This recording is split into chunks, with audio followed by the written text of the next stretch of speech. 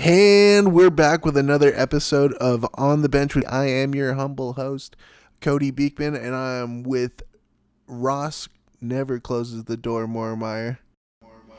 No, I never do. And Keats, give me the deeds, Xanders. What's going on, everyone? And today we are so excited to have on the bench with us Mr. Nick Meldrum, the equipment manager for the Denver University Pioneers. Nick, what's up? Thank you so much for being on. Not a problem. What's up, guys? Thanks for having me. Oh, absolutely, man. If you've ever listened to our show in the past, we like to gauge new and exciting perspectives of the wonderful game of hockey. So I think we're gonna get right into it. And why don't we start with your background info, man? Tell us, where you're from and how'd you get into hockey, and we'll go from there. For sure. I kind of got into co-management in a roundabout way. I grew up playing house league hockey in Michigan. I grew up in the Detroit area in Warren, Michigan, and made my way to college at Lake Superior State University up in the Upper Peninsula of Michigan. And growing up, I worked at a shop back in Michigan, and my boss there actually played on the 92 and 94 national championship teams at Lake State. Oh, wow. And cool. yeah, it was pretty cool growing up. And, I started working there. It was a race shop. And I started working there like when I was probably a freshman in high school. And so seeing my boss, Danny Angelelli, wearing his rings and stuff like that, and hearing his dad tell stories about the heydays was pretty cool when I already wanted to go to Lake State. So that was, it was pretty cool. And then when I got to Lake State, just sophomore year, by happenstance, they needed a student equipment manager. And so my boss calls me and he's like, hey, he was still pretty connected to the coaching staff up there. And he's like, hey, they need a student manager. Would you be interested? And I was like, well, heck yeah. Sounds like it'd be a blast. Oh, yeah, So, absolutely. Yeah. So got started doing that. It was like I believe it was my sophomore year, end of my freshman year, beginning of my sophomore year at Lake State. And did that for the rest of my time at Lake State. And it was unreal. Like it was a ton of fun playing in the old CCHA in that day with, Michigan State, Ferris, Fairbanks, Northern Michigan and stuff like that. And, it's funny because you look back to those days and now still playing those teams in non-conference play with Denver. A lot of those equipment guys are still there. So, I mean, I've known some of these guys, since I was a student, and now here I am all these years later as a head guy myself. So it's pretty cool. Then after Lake State, I was at the U.S. National Development Program based out of Ann Arbor. And I was there for 2 years. I was with the under 17 and under 18 national teams. Won a silver medal at the under 17 World Challenge, gold medal at under 18s, and had some pretty good players there like Cam Fowler, Wow. Jack Campbell, and a bunch of players. Jason Zucker as he goes by now. Was he a Zucker before? Now he's a Zucker. Yeah. So like that's I always give him crap when he comes into town. It's like, all right, Zuck, what's going on? I'm sorry, Zuck, whatever we're going by now. But he's great kid. We had a lot of talent. Jeremy Morin, Jerry D'Amigo, he's playing overseas now, played a little bit with Toronto. So, I mean, we had a lot of really good players on that team. And then on the younger team, when I was there, it was guys like Steven Johns, who has been doing pretty well for himself lately. And then, after my 2 years at the development program, I came here to Denver with the guys. We had a couple commits already coming from there. So it was myself, Drew Shore, Adam Murray, and William Wren at the time. All came from the NTDP that year and started our so-called freshman years together here at Denver. And I'm starting my 11th year this year. Whenever we get started here at Denver. Wow. So you've seen some incredible stuff with the Pioneers. Can you kind of elaborate on just like some of the high points that you've been through with the team so far? Yeah, I mean, I think the easy one to go to is in 2017 when we won the national championship. That was a special group. Looking back at that, with Jim Montgomery, who he just got hired as an assistant coach with St. Louis today. Nice. Nice. Yeah, super pumped for him. He's an unreal coach, and then we had the players like Troy Terry, Dylan Gambrell, and I mean the list goes on. Really. Yeah, I mean you got Will Butcher leading that whole charge. Yeah. With a Hobie Baker award. I mean that's an incredible crew right there. Yeah. I remember going to those games. I went to 2 of them during versus Colorado College. It was just great to just be right behind the goalie and just be heckling the hell out of him. We love that. Oh yeah. So any other kind of like moments or anything like that stand out to you? I mean, maybe for sure. With you guys bringing up the CC rivalry, like, Scott Mayfield, who's playing for the Islanders now. I saw him make one of the hardest hockey hits I think I've seen to this date in my career. It was an open ice hit on another kid that I had at the development program, Joe Marciano.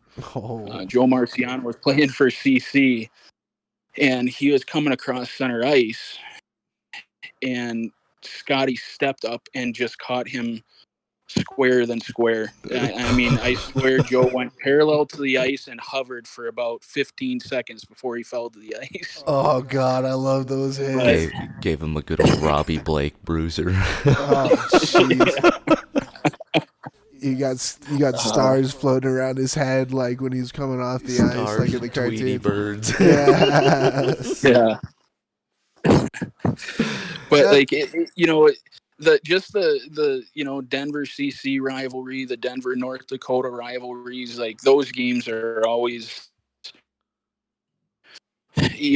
my first, like even going back to the WCHA days, I can't remember what it was, but I believe it was my first year, and we were playing, I believe it was Minnesota and North Dakota back to back, and I'm pretty sure we swept the yearly series on both of those guys with North Dakota and Minnesota, and I want to say we shut out Minnesota 3 of the 4 games as well. And Mark Chevry was going for the school. I want to say it was the school shutout record or shutout time record for Denver. Yeah, like the most amount of time shutting out. Yeah, and it was so that was pretty cool. And then even like getting back to the national championship year with Butchie, with him winning the Hobie, and Tanner Gillette, our goalie, winning the Mike Richter Award same year, back to back there pretty much.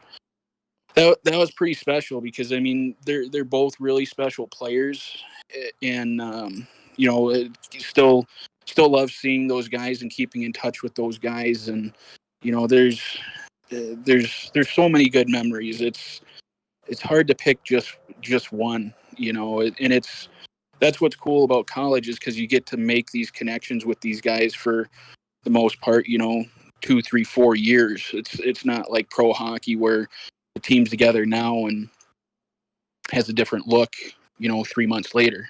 We get our freshmen and stuff, but it's a little different because you get to form those bonds with the players. Yeah, form like really tangible like tangible friendship with these guys, because most of them they stick around for at least like the entire 4 years. Oh yeah.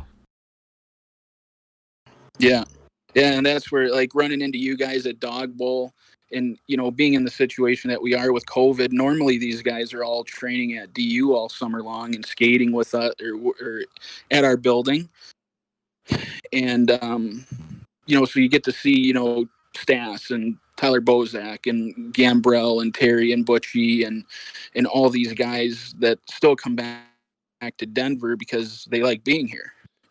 So being able to go up to Dog Bowl, and Marty invited me up there to see the boys was awesome.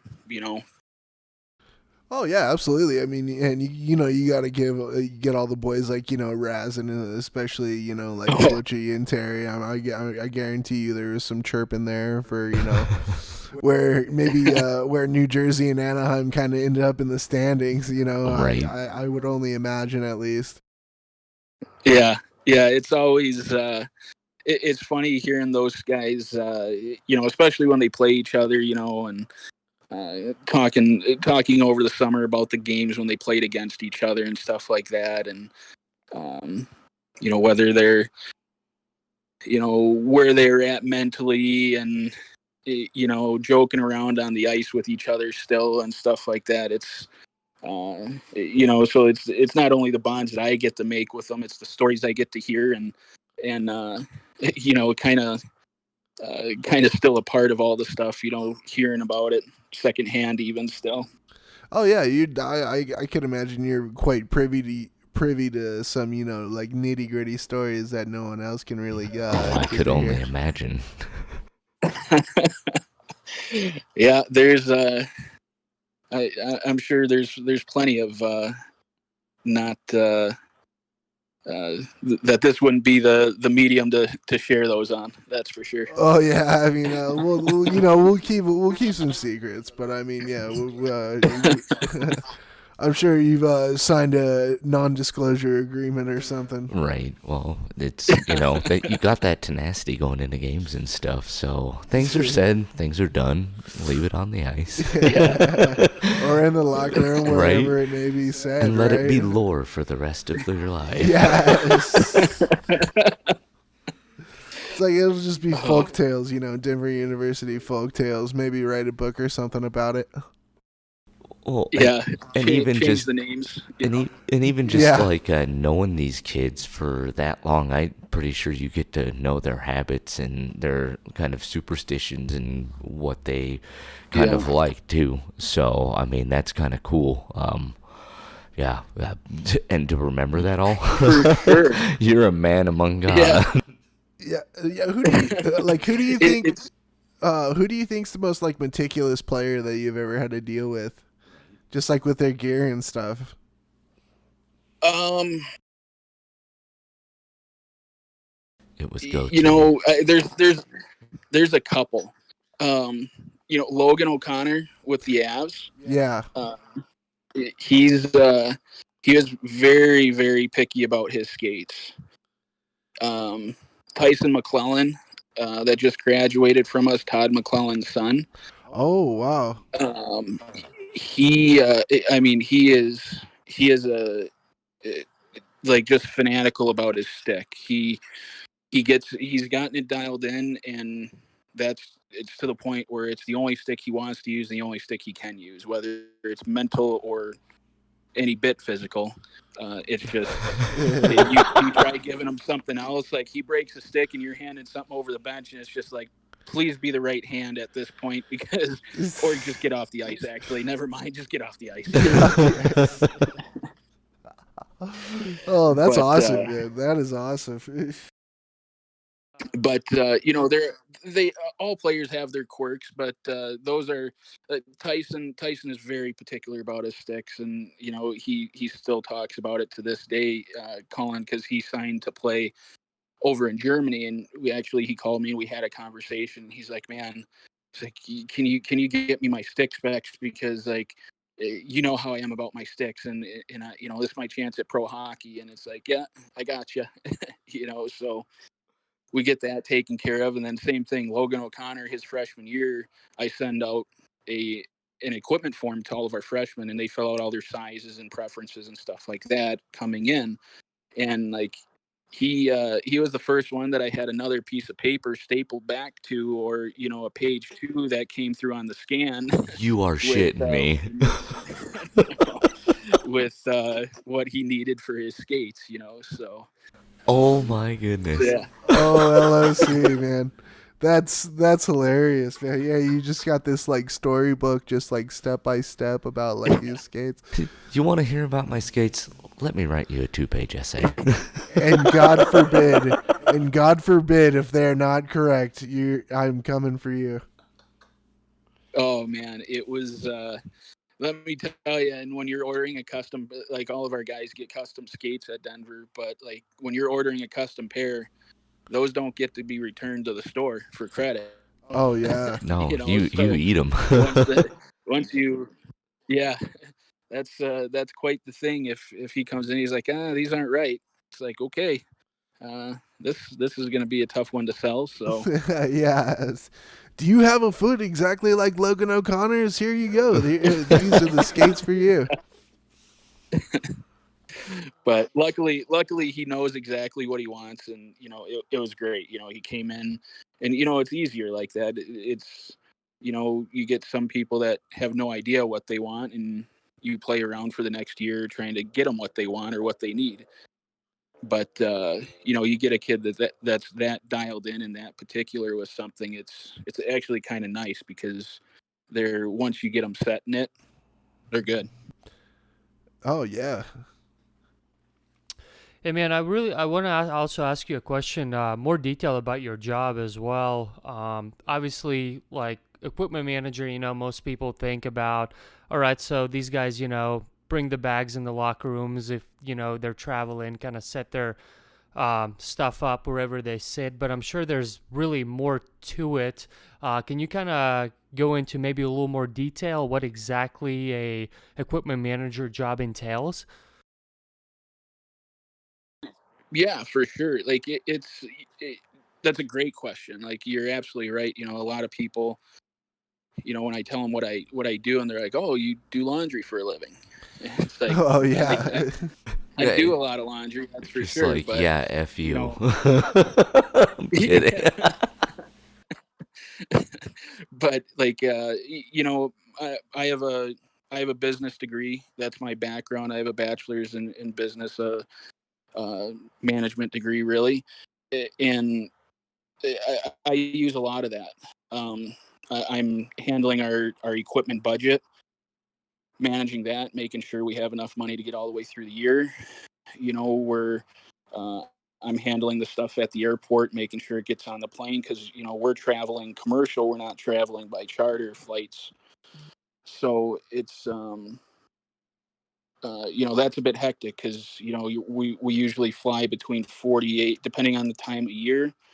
Regular season, it's 48 bags. Once we start getting into playoffs and traveling, we could have upwards of 60 bags coming through there with a travel party of 35. Oh yeah. you know so on top of that, and then I'm doing repairs. I'm A guy gets hurt and I've got to make a pad for him. I've got a whole slew of foams and heat moldable plastics and stuff like that, and I've got it's called a Clay's shoe patch machine. It's capable of going through half-inch saddle leather. So I mean, I can sew through shin pads and all that kind of stuff with these sewing machines. It's the same machine almost every NHL team has in their rooms. So it's doing a lot of that stuff. And right now with COVID, a big part of my thing is sanitation and disinfection. Not that it wasn't before; it's just in the spotlight a bit more now. Oh yeah. I believe it's like quantified at this point. Yeah, yeah, definitely. It's and I've learned a lot about it the last 6 months. And the staff at the Avalanche have been a great help. I was talking with them, learning about what they were doing up in the bubble and stuff like that, and how they would, because I really wanted to pick their brain, because I think it was this morning that I saw the article that I can't remember how many thousand COVID tests they did in the bubble, and they haven't had one positive test this whole time. Oh yeah. Yeah, isn't that's So insane? And It yeah, was like last time I it 8 saw it, is. weeks or something like that. yeah, last time I saw Yeah. it was at like 14,000, and I think that was like after like the first or second week after they started. Yeah. So I mean, in a college setting where we're not exactly in a bubble, I mean, if it's working for them, it should work for us. You know, I mean, they've got a little more control over it, but obviously the substances that they're using are working, and we actually decided to buy into one of the systems that they were using for disinfection, and that's what we're hitting our locker room and our pads with regularly now. So um, it's doing stuff like that. It's working with the players and again trying to tune in their skates and finding the right hollow and profile for their skates that I'm not going to make them a better skater, but hopefully I can help them be a little more efficient. So it's a lot of stuff like that. There's a lot of late nights, after games and doing laundry, but there's also a lot of the day to day stuff, whether it's ordering sticks, ordering, um, apparel for these guys, managing the budget, making sure the coaches are all set and comfortable, because I don't want them worrying about does Bobby Brink have enough sticks to get through, you know, this month. They need to worry about coaching hockey games and winning hockey games and being behind the scenes. I like being able to take care of that to where, they can trust me and they can focus on what they need to focus on and I get done what I need to get done. Oh yeah. And I know you mentioned that there's obviously a budget that you got to follow and all that, and I'm not sure if you're allowed to say or not, but what typically is a budget around for a team when it comes to equipment and all You know, that? yeah, I can't share our numbers, but um, it's we get to take very very good care of our guys at Denver. Um, we take care of our guys again very well. I mean, compared to other teams, there's a lot of these smaller schools that aren't able to do what we do for our guys. But it's I don't want to throw numbers out there because I don't know numbers for other teams specifically. But I know that being we're consistently a top five team, Oh yeah. and we get to treat our guys like that. So and like they should be. So it's it's fun. It's a lot of fun. And then being in that position, being as visible as we are, there's a lot of things that companies want us to try, and we do a lot of testing on sticks for Warrior. There's sticks that we had in our room testing, a year or more before they came out to retail. Oh, that's So gonna be nice. Well, I shoot yeah, left it's been hand. I'm about 5'6". I'm kidding.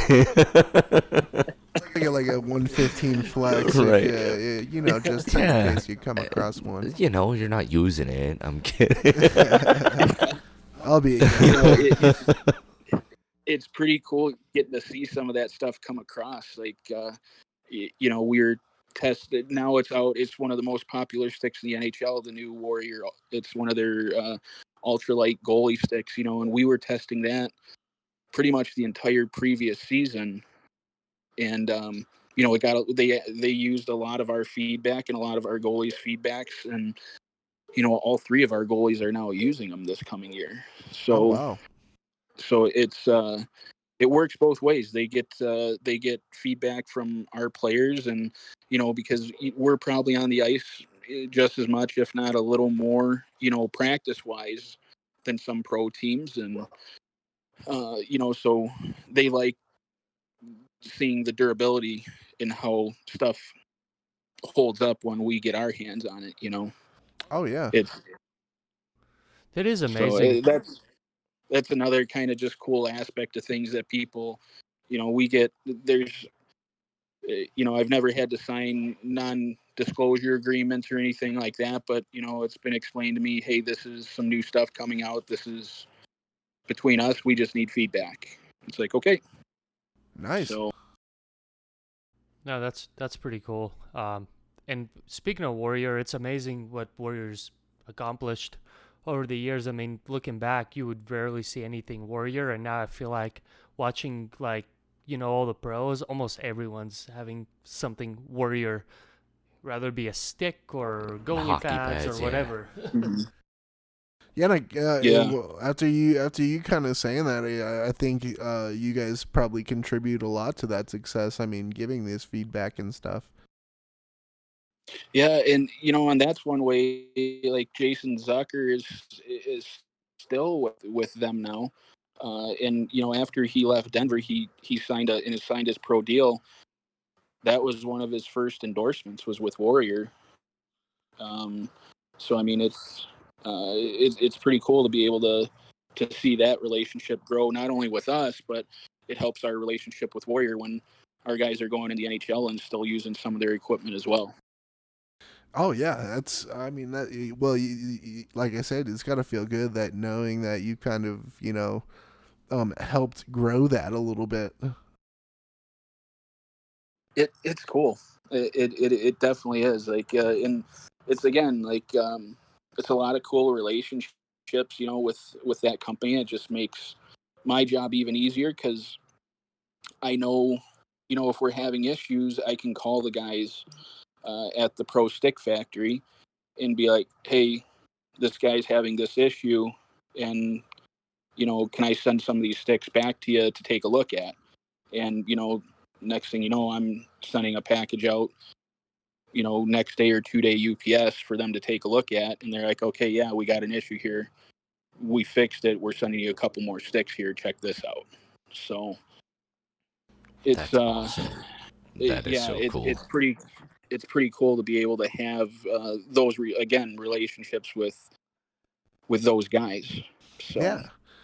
So can you kind of like give us an idea of like what the in-game job, like like inside a game, like what kind of a job you guys are running? I mean, is it just like every all hands on deck, kind of like, well, we're putting out fires left and right? What how does it kind of go, like game in game wise? in game, the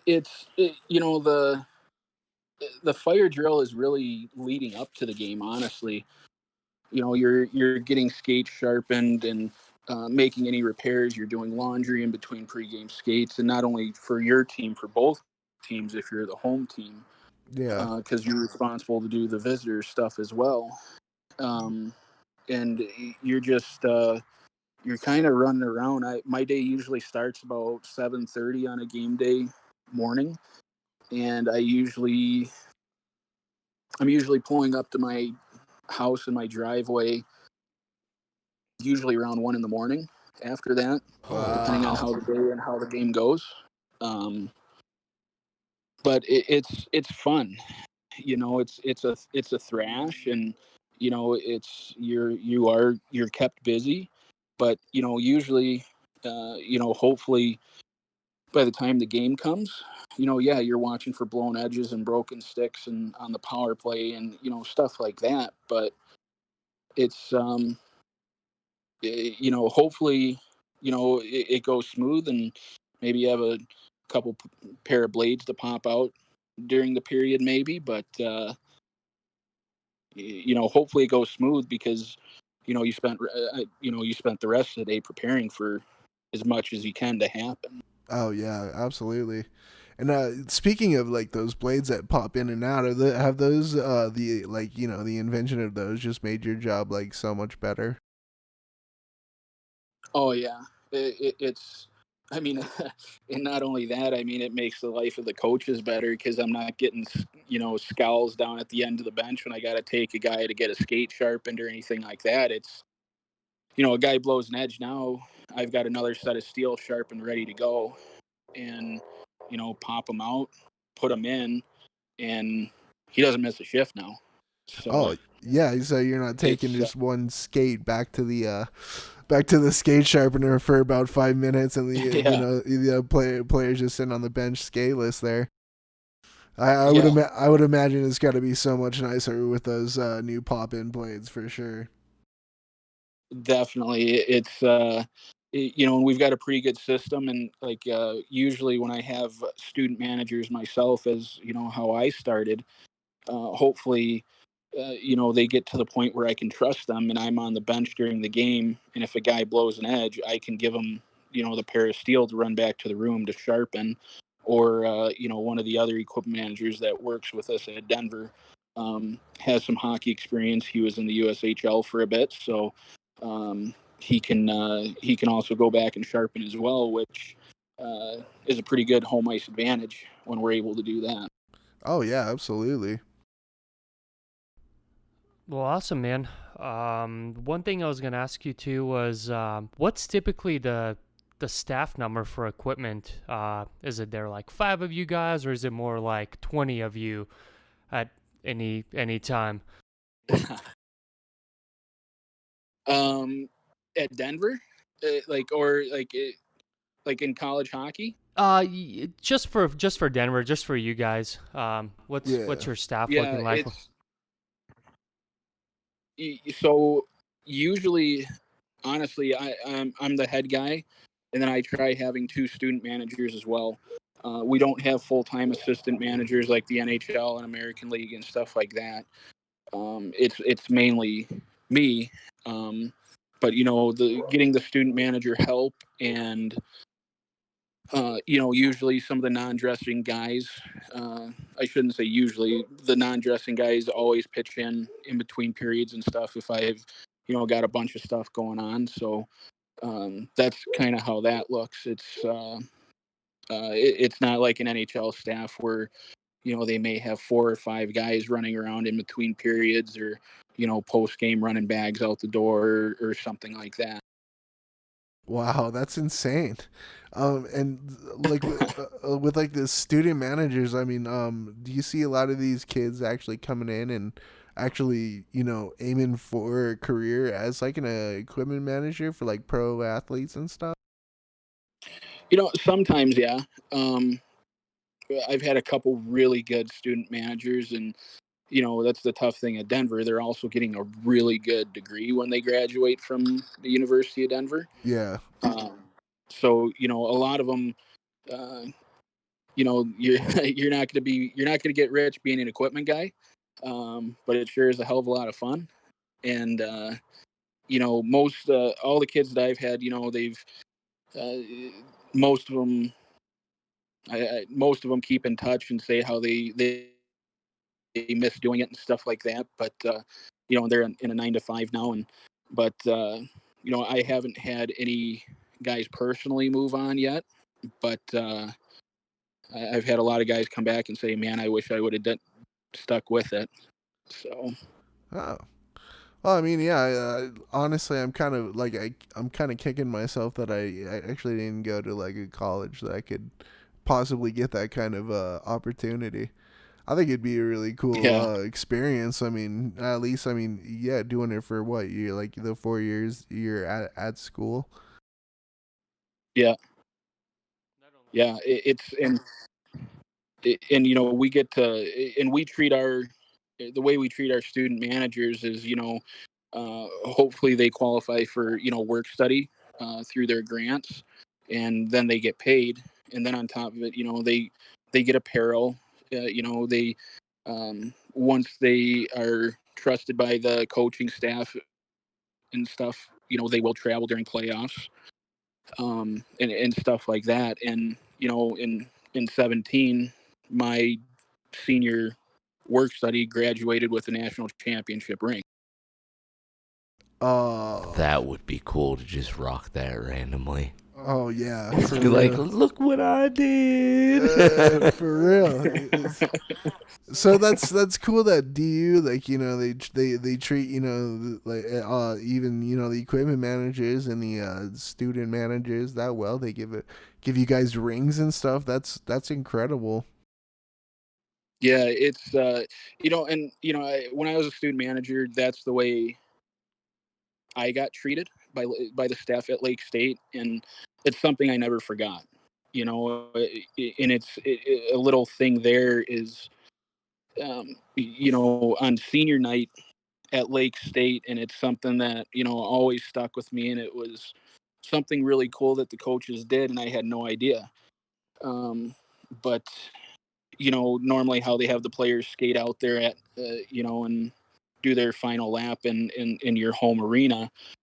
Well, that night they announced my name out out there, and that I was totally shocked, and it was so cool because Lake Superior State being in a small town at the time, we still had a lot of support up there at Lake State, and seeing a lot of the people from around that small town and waving to you and clapping to you and signs with your name on it on senior night, that was pretty special and something that I'll never forget. And then on top of that too, we each stall at Lake State, they had a locker chair with them, and it had the Anchor logo and stuff on it. And when you graduated, as a player, you got your chair, and that was something else the coaching staff did to me as well. So that chair is still in my office to this day.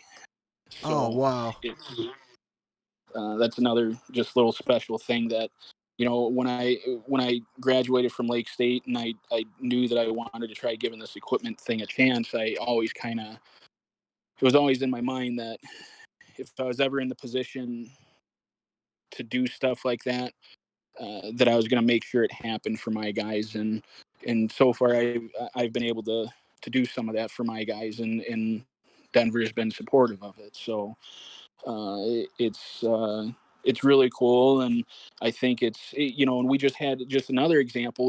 We had our 70th anniversary of hockey this past season at Denver, Oh, yeah. and there were student managers from back in the 60s that came back for that. So it just kind of shows how important those guys are to the team. To come back for events like that. So it's pretty special. Well, yeah, and I mean to even want to come back, and that's huge. Yeah, I mean, yeah, it's like okay, yeah, you've moved on for so long, yet you're still coming back because you were treated the right way. Treated real well. I mean that speaks yeah, volumes. I think a lot about well, kind of like just hockey in general. You kind of like most of the time we obviously have some less than reputable situations that go down, but most of the time, even the equipment managers, the guys, everybody's seen as one collective. They're treated yeah, just with the same amount of respect. yeah, definitely.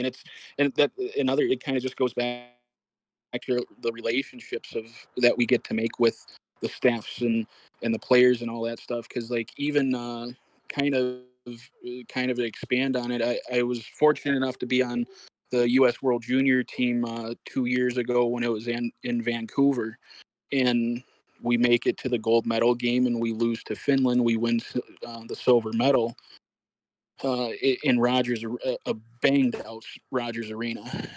Oh yeah. Yes, it sucked losing to Finland, but being able to get an international silver medal at an event like that is awesome. But spending that month with that group of guys, just for example, again, like Joel Farabee with the Philadelphia Flyers, the Flyers were skating at Magnus Arena last year, and I'm in the hallway, and same thing, Joel, he's like, "Hey, Nikki, what's up?" And it's like, "Oh, shit, what's up, Ferris?" Like, you see those guys, and same thing. Brady Kachuk, he didn't get to play with us at World Juniors because he was playing at Ottawa at the time, and they wouldn't release him.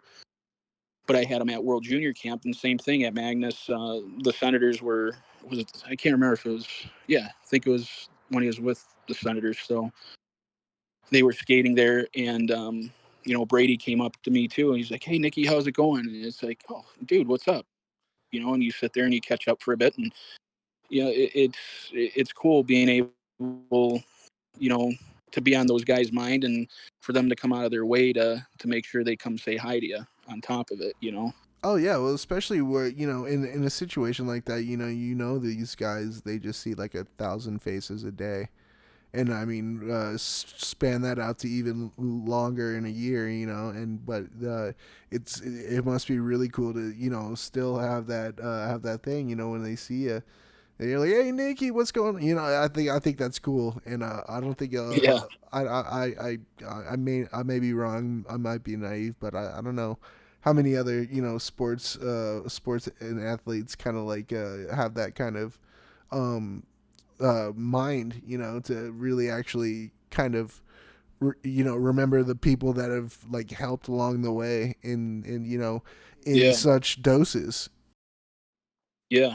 And it's just kind of like going back to what you're saying there about, just hockey having good people. And I think that kind of shows it, and um, it's great to be around. It's fun to be around. And, you try not to be a super fan, but, you're always, well, if Anaheim's playing, I'm rooting for Troy Terry. If, New Jersey's playing, I'm rooting for Will.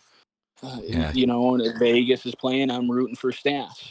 So yeah, I grew up, born and raised in just outside of Detroit, and I wore my Darren McCarty jersey proudly growing up, Oh and yeah. Oh I had to get that in there with you guys. I knew God. something was coming. I mean, like Oh, Michigan heavy guy, yeah, of course. I think I'm getting Something sick like or that's something. something like that was Golly. gonna happen.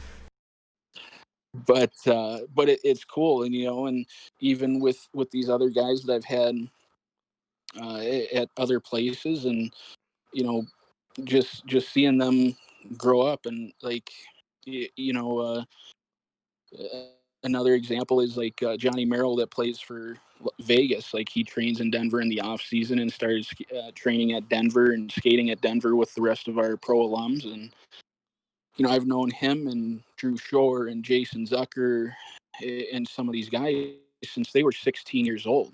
And now seeing them, they have families of their own. They've got kids, and their kids are starting, preschool or kindergarten and stuff like that. And just seeing them grow up too is pretty impressive, and it's pretty meaningful.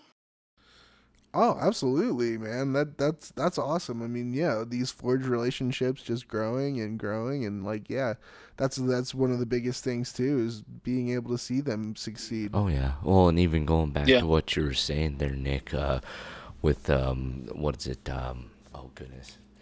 With them play with like Willie Butcher playing and Troy Terry playing, no matter what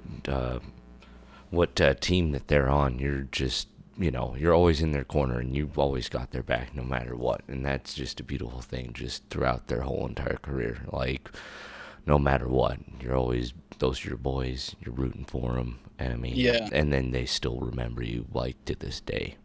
That's Yeah. that's got to be such a cool feeling. Yeah. You know you don't there's not you don't get a lot of credit in this job, and it's not really something you seek out. You just do the job. You do it to get it done. You want to take care of the staff. You want to take care of the players, and you want to make sure the boys are ready and comfortable, and just ready to play a hockey game. Again, it goes back to like, you don't want the coaches thinking about stuff. You just want the players to go out and play. And I'm not looking for a pat on the back after every game or anything like that. It's cool enough to go grab lunch with Dylan Gambrell after he's done with this season and catch up with him and stuff like that. And it's we're not in the spotlight an awful lot, and if we are in the spotlight, sometimes it's not that good. Right? Yeah. Well, dude, that's awesome, man. Honestly, I know I had no idea that it was actually like so much more extensive. I mean, doing budget control, like Right. never would have thought. I figured like some like CPA guy, or it was like, all right, well, Be like my uncle. You got him just in the background doing that. yeah. No, I've got the Excel spreadsheets and all that stuff lined up, and you're tracking purchases. And I always people. That's another thing I tell people. I'm like, I'm part business manager, I'm part accountant, and I'm part psychologist. When it comes to it. Yeah. And it's a wide ranging job. Never, your days are never the same, which is great. You never know what you're walking into, and it keeps you on your toes. And like I said, it makes it a hell of a lot of fun. Wow. Yeah, that's awesome, man. So if I got one more question for you. So if anybody who was interested in getting into, this profession, like, what kind of, advice would you want to give to them? Just get involved, talk to people. Like, I'm a pretty laid back guy, and I like having fun. But like, part of the thing is just asking if you can help. And, whether that's with, a junior team or a lower level pro team. The NHL teams are usually kind of guarded. But, that's not to say, they don't need a stick boy or they don't need another set of hands. And it's just about talking to the right people and being at the right place at the right time. And I'll be the first to admit, 2 or 3 times, part of my things of getting jobs here has just being at the right place at the right time and being in touch with the right people. So be outgoing, ask how you can help, if you can help, and just express how you want to be a part of something. Because the biggest thing that I always try to vet when I'm looking for student managers is I don't want super fans. You still have to be able to tell guys no. You still got to be able to have fun with the guys, but you also need to separate yourself, and can you do that? If the answer is no, you're going to need to think about if this is the profession for you. Yeah, I could understand that. But yeah, that's if just ask if you can help. That's the biggest thing, and be willing to work your butt off, because work ethic and the willingness to help goes a hell of a long way in my book. Yeah, I couldn't agree more, man. Wow. That's awesome. I'd say that's the same with my job. You bust your ass, and you're gonna go far. Hell yeah. Yeah. Well, Nikki, thank you so much, man. We've had such a blast talking. Do you have any shout outs you want to send out to anybody real quick? Just like I said, I just got home from the rink a bit ago and out here on the porch just hanging out. So gonna go in, hang out with my girls and my 2 daughters and wife, and I guess shout out to a good buddy of mine and nephew Josh and my other nephew Carson, both pretty avid sports. My nephew's a goalie, loves hockey, so he's got an uncle in a good business that can help out my brother with all that expensive goalie gear. Oh yeah, that's true. Pays to know the right people. I was gonna say put it in the budget. I'm kidding. Yeah. And just a shout out to you guys. This is I've had a blast, man. If you ever wanted to do it again, I'd gladly do this again. It's been a ton of fun talking with you guys and sharing things. And thanks for having me on. And it's been great. I've had a blast. Agreed, man. And thank you so much for coming on. Boys, you guys got any shout outs to make? No, man. Nick, thanks so much for hopping on. Thank you to My Beer Nation. Please subscribe to everywhere you listen to this podcast, and we'll catch you on the next one. All right. Once again, thank you, Nick, and thank you to all the listeners, and we'll catch you on the next one. Vi hörs!